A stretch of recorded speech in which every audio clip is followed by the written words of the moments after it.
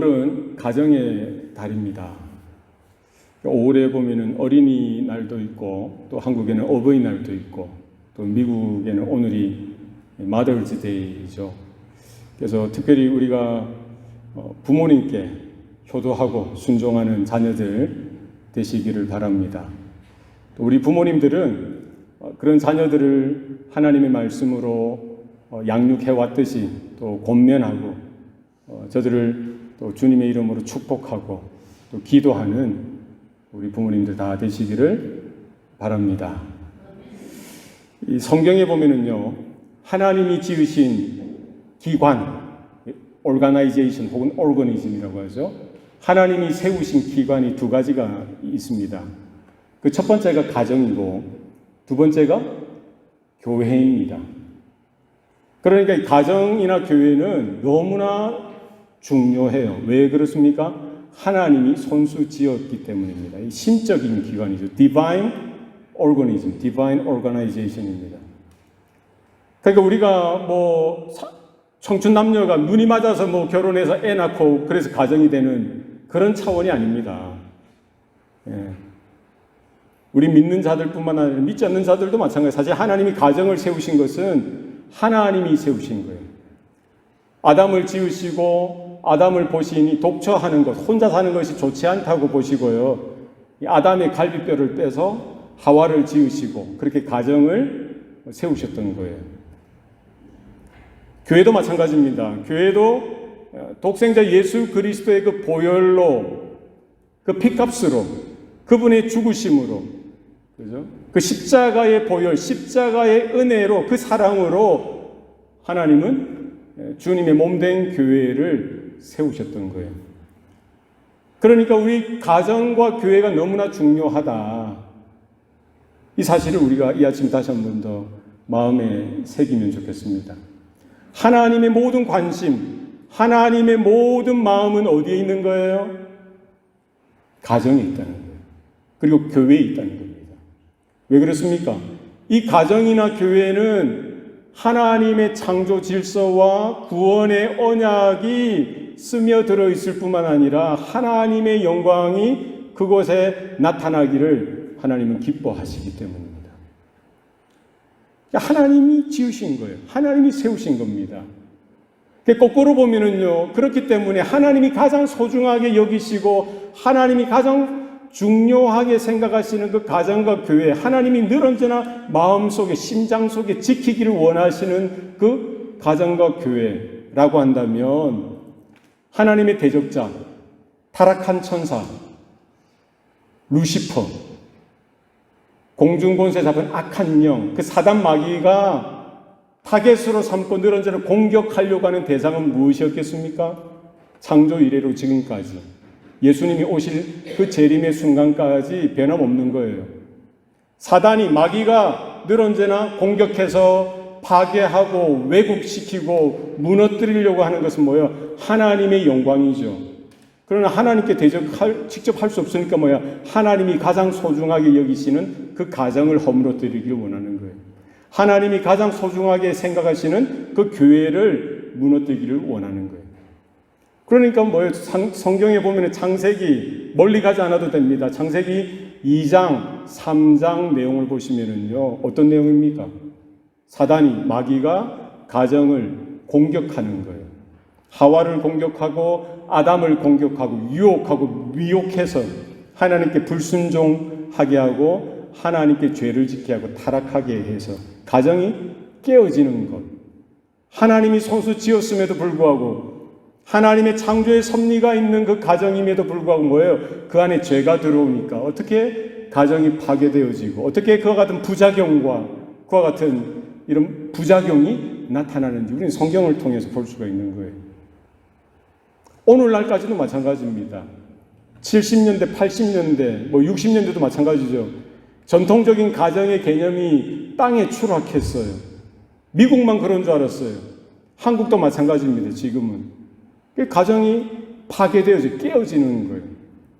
여러 가지 사단이 공격하고 유혹하고 시험해서 하나님의 창조의 질서가 있는 가정이 허물어지게 하고 깨어지게. 그래서 이혼도 하게 되어지고요. 가정 안에 여러 가지 불화와 여러 가지 혼란이, 무질서가 서로를 미워하고 질투하고, 신문을 보면은요, 가정 안에서 일어나는 범죄가 얼마나 많은지 몰라요.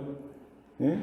그러니까 멸망하는 길로, 가정의 그런 목적, 가정의 그런 기능이 왜곡되어져서 역기능으로 나타나게 되어지고요.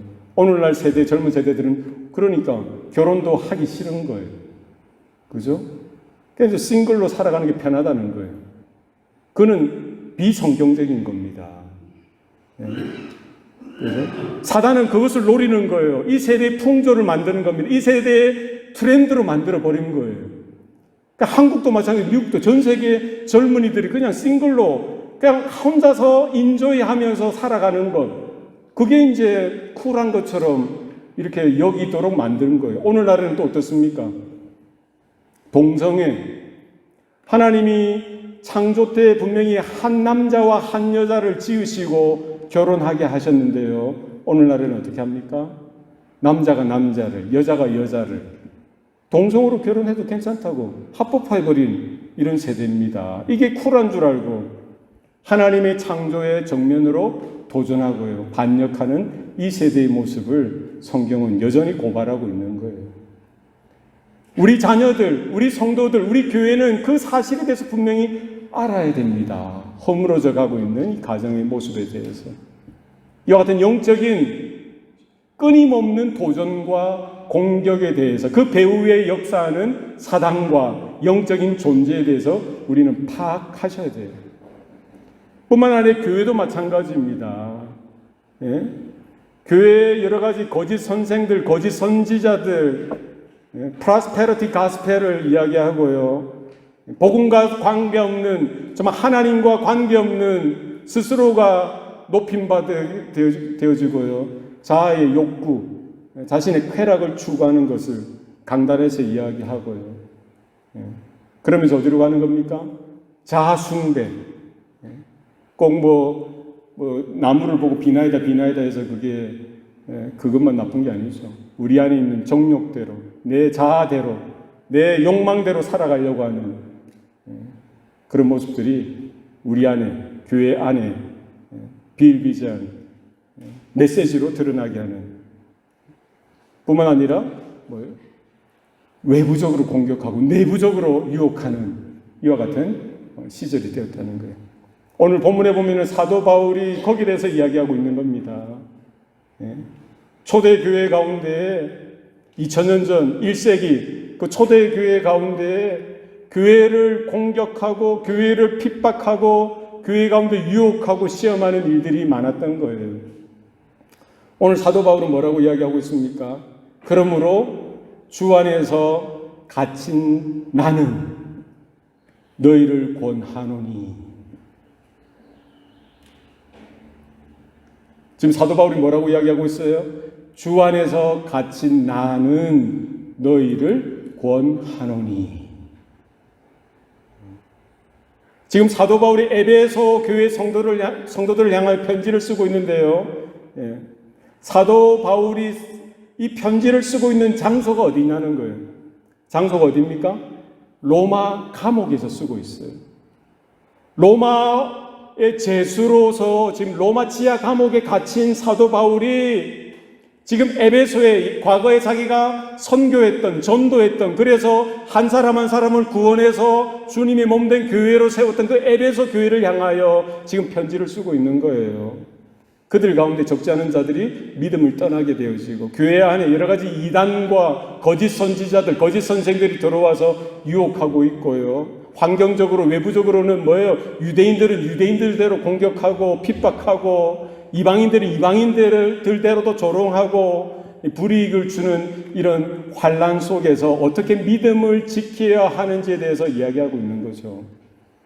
사단의 전력은, 사단의 그 목표는 창조 이래로 초대교회 때뿐만 아니라 지금까지 변함이 없는 겁니다. 사도 바울은 그런 교회에게 어떻게 믿음을 지키고 어떻게 신앙을 가지고 살아가야 하는지에 대해서 말씀하고 있는 거예요. 오늘 사도 바울이 뭐라고 이야기하고 있습니까? 그러므로 주 안에서 갇힌 나는 너희를 권하노니 너희가 부르심을 받은 일에 합당하게 행하라. 지금 사도 바울은요, 로마의 감옥, 로마 지하 감옥에 갇혀 있는 자신을 어떻게 설명하고 있어요? 자신의 몸은 여전히 로마 지하 감옥 가운데 갇혀 있다라고 이야기하죠. 그죠? 예수 믿는 것 때문에, 그 복음을 전하는 것 때문에 핍박을 당하고 박해를 당할 뿐만 아니라 지금 어떻게 되어 있습니까? 잡혀서 죄수로 로마 지하 감옥 가운데 갇혀서요, 이제 황제의 재판을 기다리고 있는 그런 자신을 비유하는데, 감옥에 갇혔음에도 불구하고 자기는 지금 어디 안에 있다고 고백합니까? 주 안에서 갇힌 나는 너희를 권한다.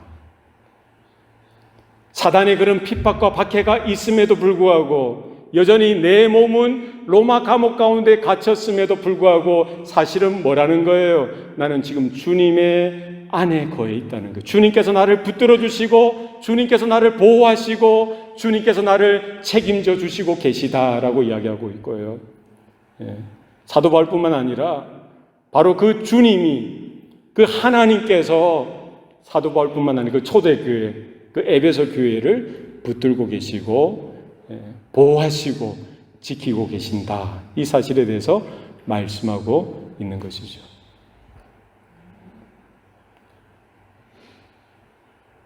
오늘 우리가 살아가는, 우리 성도로서, 교회로서 살아가는 저와 여러분 가운데 가장 중요한 게 있습니다. 우리 안에 늘 언제나 자각하고 기억해야 될 것이 있어요.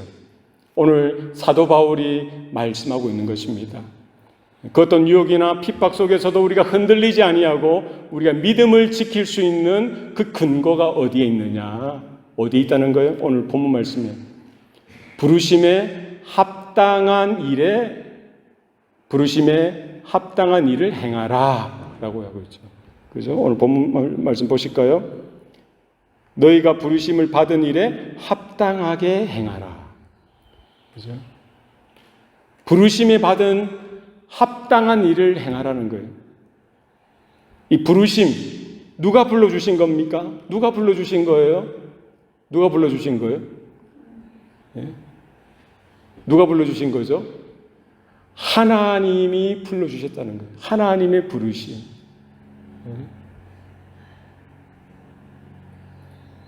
우리가 가정을 세우는 것도 마찬가지예요. 거기에 우리 가장 중요한 게 하나님의 부르심이 있다는 거예요.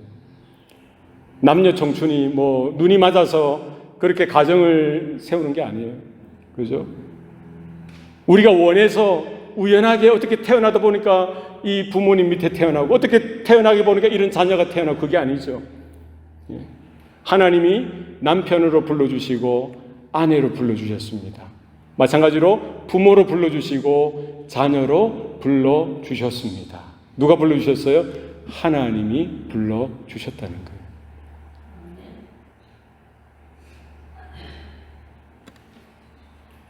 우리 부모님이 잘 배우셨든 못 배우셨든 부자든 아니든 누가 불러주신 거야? 하나님이 불러주신 거예요.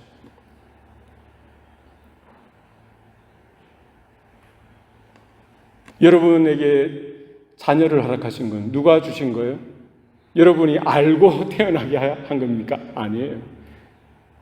하나님이 그 생명을 그 가정의 열매로 허락해 주신 줄로 믿으시길 바랍니다. 하나님이 맡겨주신 거예요. 하나님의 형상, 하나님의 영광을 담은 그 존재를 여러분의 가정 가운데에 허락해 주셨다. 그러니까 우리 가정을 우리는 지켜야 됩니다. 가정을 보호해야 돼요. 하나님의 창조의 질서에 맞게, 하나님의 그 영원한 언약에 맞게. 오늘 본문에는 뭐라고 하고 있습니까? 부르심을 받은 일에 합당하게 행하라고 했죠. 우리 가정이 소중한 이유는 무엇입니까? 가정이 중요한 이유는 뭐예요? 하나님이 세우신 가정이기 때문입니다. 하나님이 불러주셔서 세우신 가정이다. 이 사실을 여러분 마음에 기억하시기를 바랍니다. 그래서 우리 부모로서는 우리의 역할이 무엇입니까? 어떻게 우리가 그 하나님이 부르신 부르심에 합당하게 행하는 겁니까? 여러분이 가정을 지키는 거예요. 여러분의 자녀들 가운데 창조주 하나님에 대한 말씀을 가르치는 겁니다. 그 진리에 입각하여 그 자녀들을 양육할 뿐만 아니라 권면해야 되는 거예요. 말씀으로 살아가도록, 진리를 따라 존재하고 살아가도록 권면하셔야 돼요. 그 자녀들을 위하여 그 말씀을 붙들고 그 언약, 하나님의 약속의 말씀을 붙들고 기도할 뿐만 아니라 저들을 축복하는 겁니다. 할 수 있잖아요. 하셔야 되는 거예요. 우리 자녀들은 뭐예요? 우연하게 여러분이 그 가정에 태어난 것이 아니죠. 하나님이 여러분을 그 가정으로 불러주셨다. 하나님의 영원한 언약 가운데 여러분의 부모님을 그 가정을 통해서 만나게 하신 거예요. 부모님을 볼 때마다 우리는 어떻게 해요?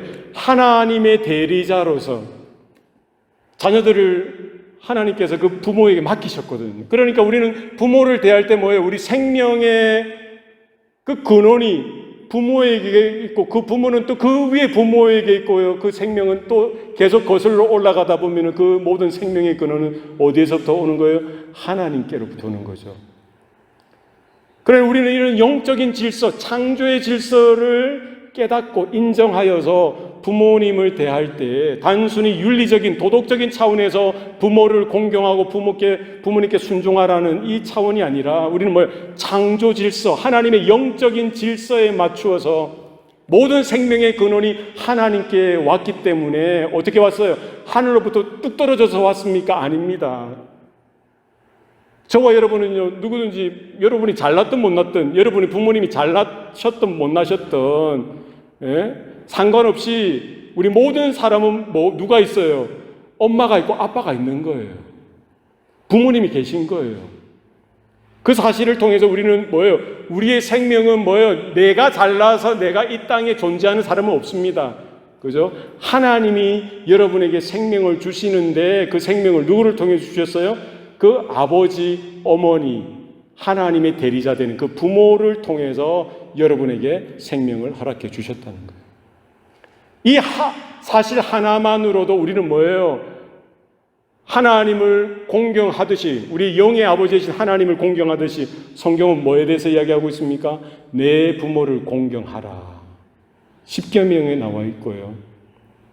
그죠? 에베소서에도 이야기하고요. 디모데서에도 여러 성경 부분에서 이야기하고 있습니다. 그죠? 부모를 공경하고 순종하는 것이 뭐예요? 모든 계명의 첫 계명이다. 자녀된 저와 여러분들은 그렇게 부모님께 순종하고 사랑하고 공경하고 존경하고 효도를 다하는 우리 자녀들 다 되시기를 바랍니다. 이 마지막 때에 이 가정을 지키는 것이 너무나 힘들어요. 그죠? 하나님이 창조하실 때 세우셨던 그 하나님의 영광과 하나님의 목적과 하나님의 가치와 하나님의 뜻이 담긴 그 가정. 그것은 무엇으로 가능합니까? 하나님의 진리로, 하나님을 믿는 믿음으로, 하나님이 주시는 그 은혜로 우리의 가정을 붙들고요. 가정을 유지해 나가야 되는 거예요. 우리 가정을 그렇게 지켜야 되는 겁니다. 기억하십시오. 우리 젊은 우리 청년들, 내가 원해서 혹은 결혼하고 혹은 결혼하지 않고가 아니라 결혼은 하나님의 부르심이다. 가정은 하나님의 부르심이다. 그렇죠? 그래서 때가 되면 하나님이 아담에게 하와를 허락해 주셨듯이 우리 자녀들에게, 우리 젊은 세대들에게 때가 되어서 믿음의 반려자, 아담과 같은 혹은 하와와 같은 여러분의 배우자를 허락해 주시기를 축복합니다. 이를 위해서 여러분 하나님께 기대하시고 또 기도하시고 준비하셔야 돼요. 운전면허 따는 것도 준비해서 따지 않습니까? 필기 시험도 치고 실기 시험도 치는데 결혼하는 것은 전혀 생각 없이 그냥 있다가 하는 것이 아니라 준비하셔야 되고요. 시험을 준비하듯이 성경 말씀을 통하여 그 이론에 대해서 배우고요. 여러분의 부모님이나 또 믿음의 연장자, 믿음의 선배들을 통하여 가정이 어떠해야 되는지, 그 진리를 통하여 하나님의 언약 가운데 있는 가정이 어떠한지를 또 들여다보고 배우고 준비하시길 바랍니다. 왜 그렇습니까? 가정은 하나님이 세우셨을 뿐만 아니라 하나님이 불러주신 부르심이 있는 자리이기 때문입니다.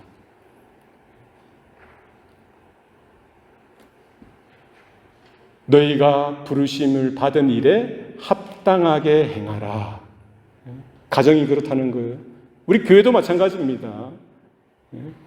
교회는 뭐가 교회입니까? 뭐 사람들 몇 명이 모여서 와 우리 교회 한번 하자. 신앙생활을 뭐 잘하기 위해서 하자. 이래 사람들이 모여서 사람들이 뭐 합의해서 세운 게 교회입니까? 그 교회 아닙니다. 교회는 누가 세우신 거라고 했죠? 하나님이 세우신 거예요. 성부 하나님, 성자 하나님, 성령 하나님, 성삼위 하나님께서 주님의 보혈, 그 십자가에서 뿌려지게 하시고요. 십자가에서 죽게 하신 그 죽으심, 그 대속의 죽으심 뿐만 아니라 사흘 만에 사망의 권세를 깨뜨리시고 부활하신 그 예수 그리스도의 죽으심과 부활의 그 감격을 가지고, 그죠? 그 보혈의 피로 인쳐서 거듭나게 하시고 주님의 몸된 교회로 불러주시고 세워주셨다는 거예요. 교회라는 말은 단순히 뭐 성도들이 믿는 사람들이 모여서 이렇게 모여서 신앙 공동체로 우리가 좀 해봅시다. 좀 잘해봅시다. 예. 이래서 세우는 게 아니라고요. 그 주체는 누구예요? 하나님의 부르심이 분명히 있다는 거예요. 누가 불러주신 거예요? 하나님이 불러주셨다는 거예요.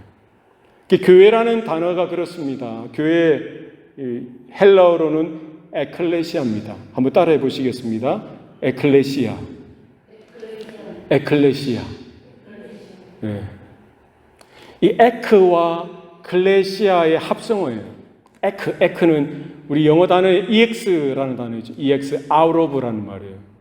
이 클레시아는 뭐예요? call이라는 말, call 혹은 cry, 부르다, 부르짖다. 그러니까 교회는 뭐예요? 불러서 냈다는 거예요. 불러냄을 받은 자들의 모임이라는 거예요. 마치 430년 동안 애굽에서 종살이하던 그 이스라엘 그 민족을 하나님께서 찾아오시고 하나님께서 개입하셔서 어떻게 하셨어요? 그 종되었던 자리에서 불러내시죠. 하나님의 강권적인 역사를 보여주시고요. 하나님의 기적들을 쏟아 부어주셔서 노예되었던 종되었던 그들을 불러내주 해방시켜 주십니다. 홍해를 건너게 하시고 광야로 나와서 하나님을 예배케 하시고요. 약속의 땅 가나안 땅으로 들어오도록 하나님이 불러내신 거예요. 마찬가지로 우리는 죄의 종로로 타던 우리들, 사망의 종로로 타던 마귀의 종로로 타던 우리들, 뭐예요?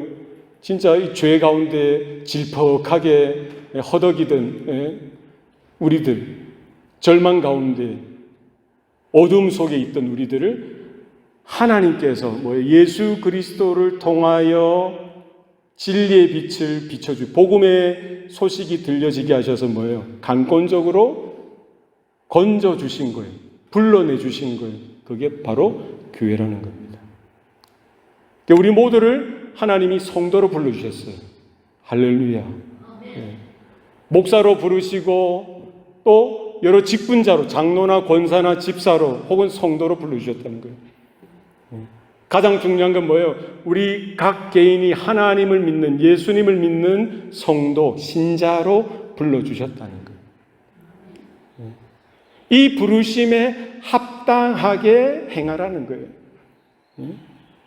사람이 적당하게 해서 세운 그런 공동체가 아니라, 그런 집단이 아니라, 하나님이 독생자 예수 그리스도의 피값으로 주시고 우리를 구원하셔서 건져주시고 주님의 형상이 회복되게 하시고 주님의 몸된 교회로 불러주셨던 존재라는 거예요. 그래서 우리는 예배자로, 하나님 앞에 당당하게 예배자로 나아갈 수 있고요. 어디에 있든지 그 주님의 그 십자가의 복음의 증인으로 하나님이 불러주셨다는 거죠. 우리가 서 있는 곳마다, 우리가 모일 때마다, 우리가 흩어질 때마다 하나님을 예배하는 예배자로서, 주님의 복음을 전하는 증인으로서 하나님이 불러주셨고요. 그 부르심에 합당하게 살아가는 저와 여러분 다 되시기를 바랍니다. 너희가 부르심을 받은 일에 합당하게 행하라. 그러니까 하나님의 부르심을 받지 않은 사람은 한 사람도 없습니다. 여기에. 그죠?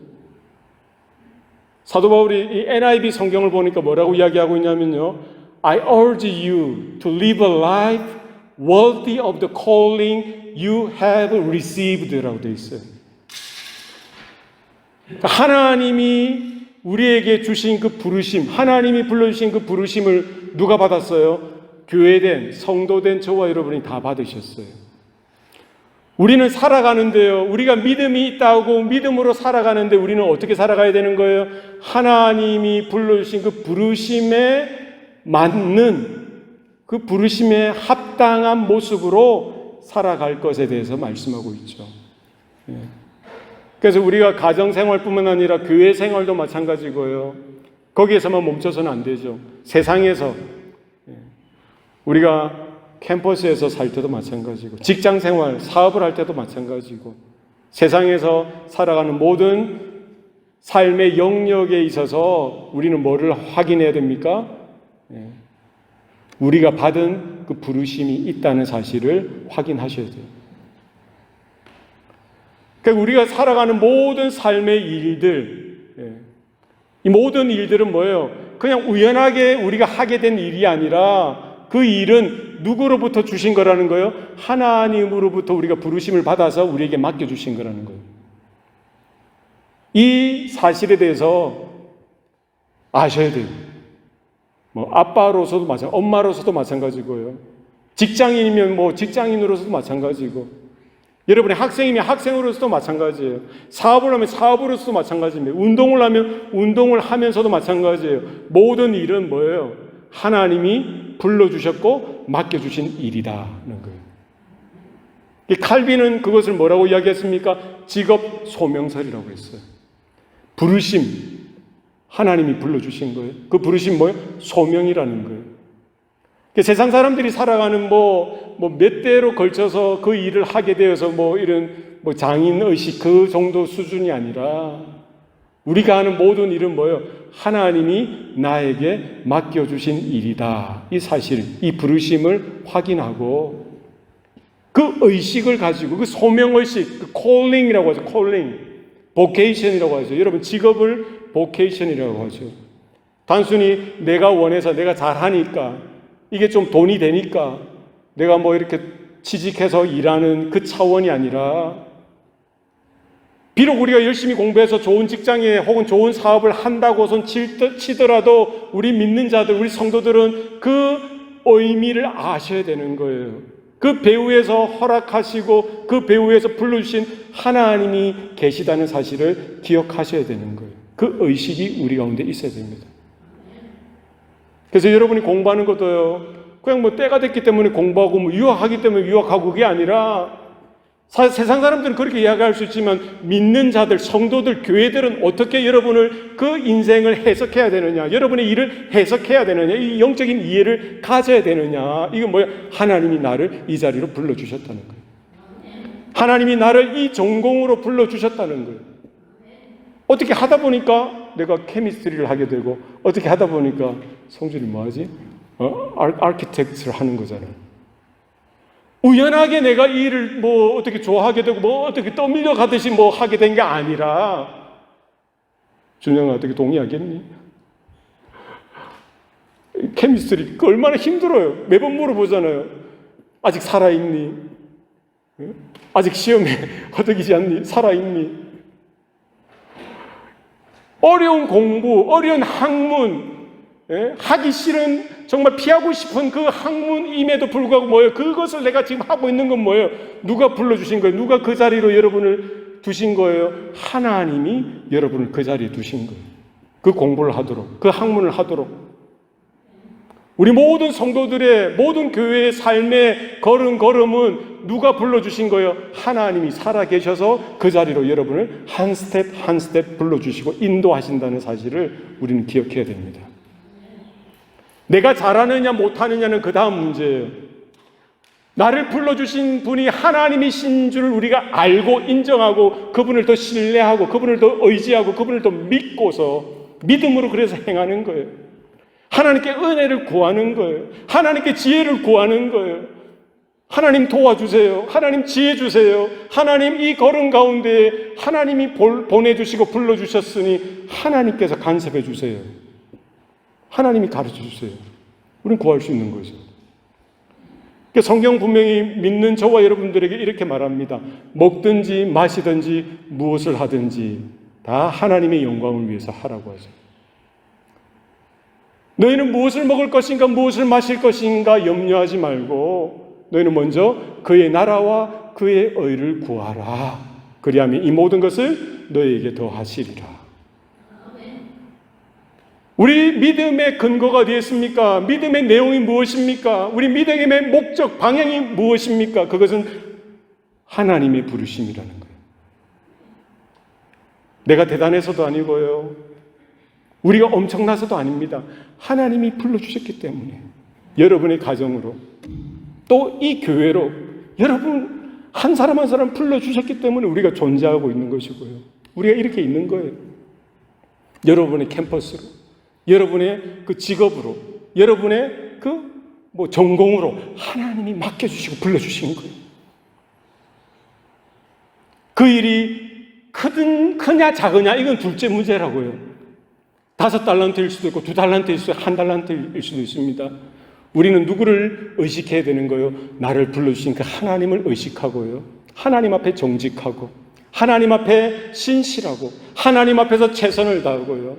하나님 앞에서 우리가 부족하지만 정말 우리가 우리 마음, 우리 그릇을 깨끗하게 하여서 하나님의 영광이 드러나도록 우리가 그 부르심에 합당하게 행하도록 합당하게 살아가도록 우리가 몸부림치는 거죠.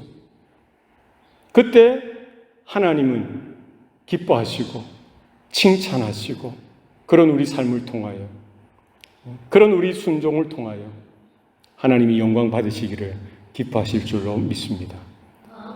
이 부르심에 합당하게 행하길 원합니다. 합당하게 살아가길 원합니다. 합당하게 끝까지 그 부르심을 향하여 그 방향을 향하여 우리가 걸어가는 저와 여러분 되시기를 축복합니다.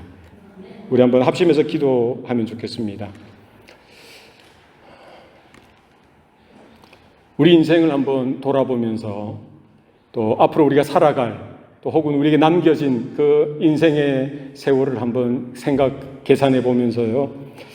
우리 한번 그렇게 기도했으면 좋겠습니다. 하나님, 오늘 말씀처럼 우리를 이 가정으로 불러주시고 우리를 이 교회로 불러주시고 또 우리를 이런 캠퍼스나 또 전공으로 직업으로 또 이런 인생으로 불러주신 것 감사합니다.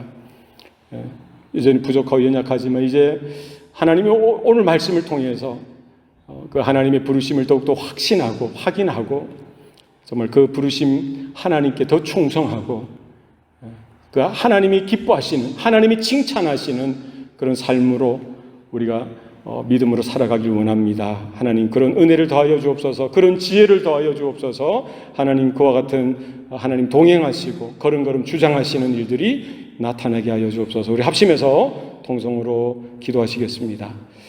살아계신 아버지 하나님 감사합니다. 사랑하는 주의 자녀들, 주의 권속들, 주님의 몸된 교회로 또 이렇게 불러주셨사오니 감사합니다. 하나님, 우리에게 또 이렇게 가정을 남편으로, 아내로, 자녀로 불러주셨사오니 감사합니다. 하나님, 여전히 부족하고 연약하지만 다시 한 번 더 그 언약 안에서 하나님의 부르심을 확인케 하여 주시고 하나님의 부르심에 합당한 모습으로 세워질 수 있도록 하나님, 우리의 마음을 주장하여 주시옵소서.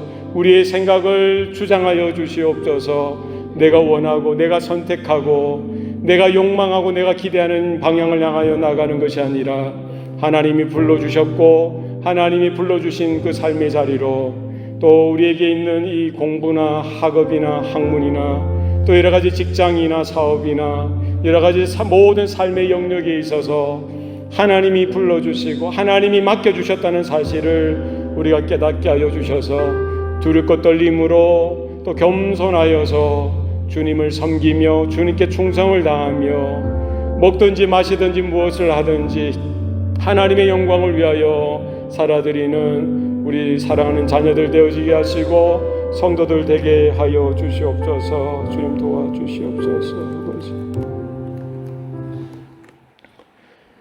살아계신 아버지 하나님, 오늘도 우리를 예배의 자리로 불러주시니 감사합니다. 우리 가정이나 교회나 우리 모든 삶의 영역에 있어서 하나님께서 불러주신 그 부르심을 날마다 말씀 안에서 확인케 하시고 또 그 부르심 앞에 믿음으로 순종하며 또 그 은혜 가운데 믿음으로 감당할 수 있도록 주님 도와주시옵소서. 사도 바울이 로마 지하 감옥에서 에베소 교회를 향하여 그렇게 권면하였던 것은 흔들릴 수 있고 절망할 수밖에 없고 또 무너질 수밖에 없는 그와 같은 연약한 교회임에도 불구하고 바로 그 자리가 살아계신 하나님께서 불러주신 자리이고 반석 위에 그 주님의 몸된 교회를 세우셨던 것을 보게 하여 주셨듯이 하나님, 우리 교회 가운데, 가정 가운데 우리 삶의 터전이 어디에 세워 있는지를 보게 하여 주시옵소서. 그리하여 하나님이 불러주신 그 부르심에 합당하게 행하여 하나님이 장차 기뻐하시고 칭찬하시는 그와 같은 삶이 되도록 주님 주장하시고 다스려 주시옵소서. 모든 것 감사드리옵고 예수님 이름으로 기도드리옵나이다. 아멘.